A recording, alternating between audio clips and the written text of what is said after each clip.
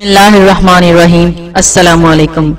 शुरू अल्लाह के बाबरकत नाम से जो बड़ा मेहरबान और निहायत रहम करने वाला है। नबी करीम सल्लल्लाहु अलैहि वसल्लम ने इरशाद फरमाया कि मन सौमता नजा, कि जो चुप रहा वो निजात पा गया। मौलाना रूमी लिखते हैं कि एक बादशाह था, इसने अपने बेटे को उस्ताद के पास पढ़ने के लिए भेज दिया। उस्ताद ने इसको ये हदीस पढ़ाई, मन सौमता नजा, कि जो चुप रहा वो निजात पा गया। तो शहजादे ने नियत कर ली कि आज के बाद खामोश रहूंगा, कोई फजूल बात नहीं करूंगा। तो जब वो घर आया बिल्कुल खामोश रहने लगा। बादशाह को बड़ी फिक्र लाहक हुई कि मेरे बेटे को पता नहीं क्या हो गया है। इसने डॉक्टरों को बुलाया कि मेरे बेटे को चेक किया जाए। ये बिल्कुल खामोश रहता है, किसी को इसकी बीमारी समझ नहीं आई। एक हकीम ने कहा कि ऐ बादशाह, अपने बेटे को शाम के वक्त सैर के लिए भेजा करें। तो बादशाह ने खादिमों के जिम्मे लगा दिया कि रोजाना इसे सैर के लिए लेकर जाएं। शाम को बादशाह रोजाना कारगुजारी सुनता। एक दिन खादिम उसको सैर के लिए लेकर गए। वो एक घने दरख्त के पास खड़ा था। एक शिकारी आया, इसके हाथ में एक तीर था।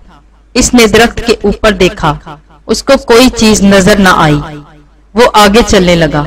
थोड़ा सा आगे गया तो ऊपर से फाख्ता के बोलने की आवाज आई।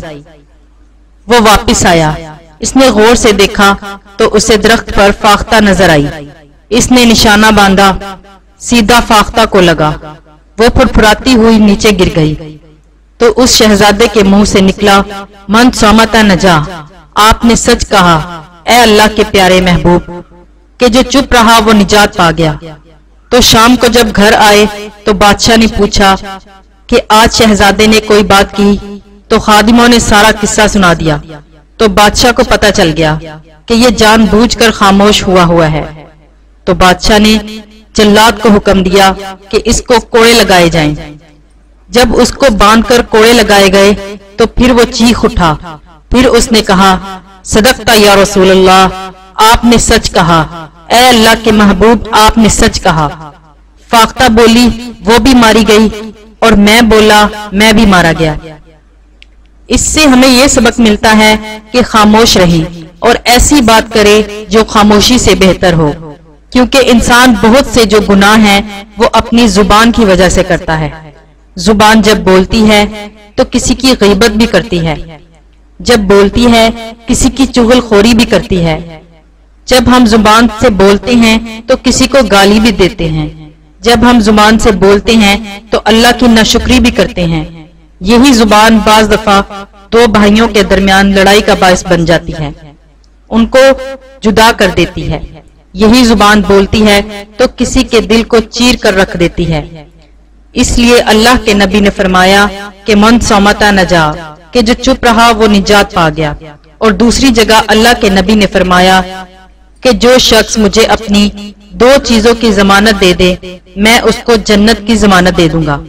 एक वो जो उसके दो जबड़ों के दरमियान है, यानी कि जुबान, और दूसरी वो जो इसकी टांगों के दरमियान है, यानी शर्मगाह। जो अपनी इन दो चीजों की मुझे गारंटी दे दे, मैं उसको जन्नत की गारंटी दे दूंगा। और इसी तरह दूसरी जगह अल्लाह के नबी ने फरमाया कि मुसलमान वो है जिसकी जुबान और हाथ के शर से दूसरे मुसलमान महफूज रहे। इसलिए इंसान जुबान से बहुत से गुनाह करता है, इसलिए खामोश रहें या ऐसी बात करें जो खामोशी से बेहतर हो, तो आप बहुत से गुनाहों से बच जाएंगे। अल्लाह रब्बुल इज्जत से दुआ है कि अल्लाह पाक हम सबको इन बातों पर अमल करने की तौफीक अता फरमाए। अल्लाह पाक हम सबको अपने महबूब के नक्शे कदम पर चलने की तौफीक अता फरमाए। अल्लाह रब्बुल इज्जत आप सबका हामी और नासिर हो। जज़ाकल्लाह।